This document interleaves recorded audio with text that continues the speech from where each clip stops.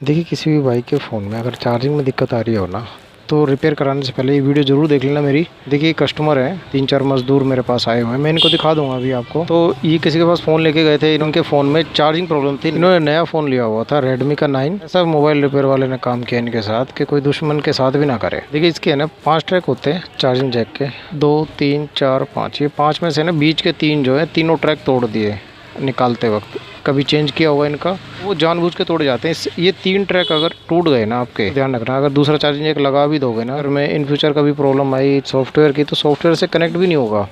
ये जानबूझ के दुकान वाले करते हैं। अब जो मोबाइल रिपेयर वाले कुछ मुझे हेट करते हैं ना, तो उनको बोलना चाहूँगा, क्या ये बात सही है? आपके नज़रिए में कैसी है ये बात? क्या ऐसा कस्टमर के साथ करना चाहिए? कोई बंदा भरोसा करके आपको मोबाइल फ़ोन ठीक करने के लिए दे रहा है, हमें फ़ोन ठीक करने के लिए दे रहा है, उसने देखिए जैक तो लगाया, इसमें प्रॉब्लम ये आ गई। अब इसमें सॉफ्टवेयर प्रॉब्लम अगर फ़ोन के अंदर हो, तो क्या सॉफ्टवेयर से कनेक्ट हो जाएगा? ये बीच की तीन पिन अगर नहीं होंगी तो 5 पिन होती है ना, देखो 5 की 5 पिन सोल्ड होनी चाहिए यहाँ पे। इसमें 5 पिन है जैक के अंदर, 5 पॉइंट होने चाहिए ना, 3 इसके गायब है। अब ये 3 ट्रैक मुझे बनाने पड़ेंगे, उसके बाद इनकी प्रॉब्लम सॉल्व होगी।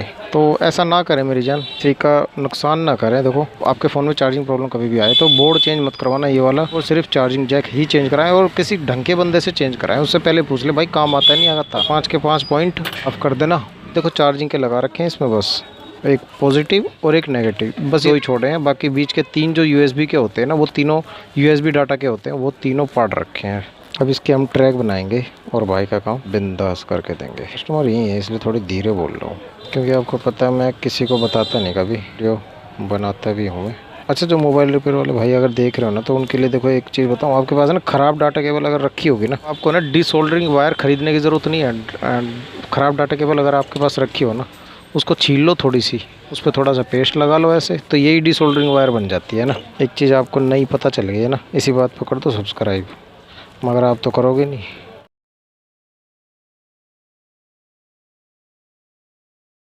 लोग बाग इतनी भी शर्म नहीं करते, कम से कम ये तो देख ले कि मजदूर आदमी है वो बेचारे। भी पता है उसने क्या बोला? देखो, आपको सुनाऊं, आप उन्हें ध्यान देना, आवाज़ पे ध्यान देना।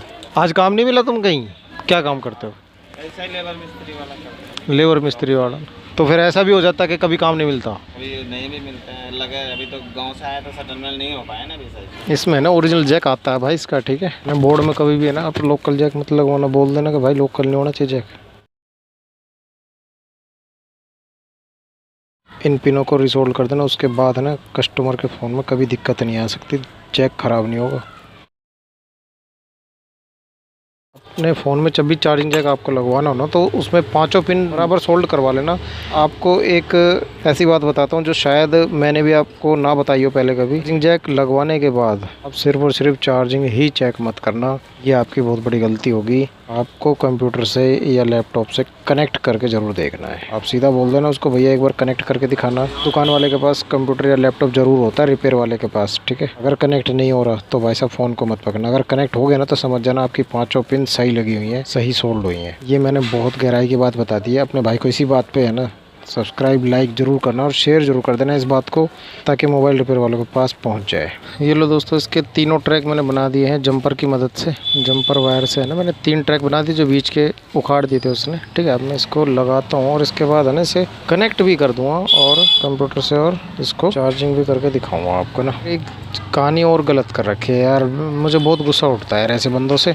ऐसी जैसी इसमें रबड़ लगी हुई है ना, ये हेडफोन जैक में एक रबड़ इस पर भी लगी हुई थी, वो रबड़ ही नहीं है यार। क्या करूँ यार, मेरे पास मजबूरी है, वो रबड़ है नहीं यार मेरे पास भी। टाइट तो खर हो जाएगा ये, मगर भी ढीला तो रह जाएगा थोड़ा सा।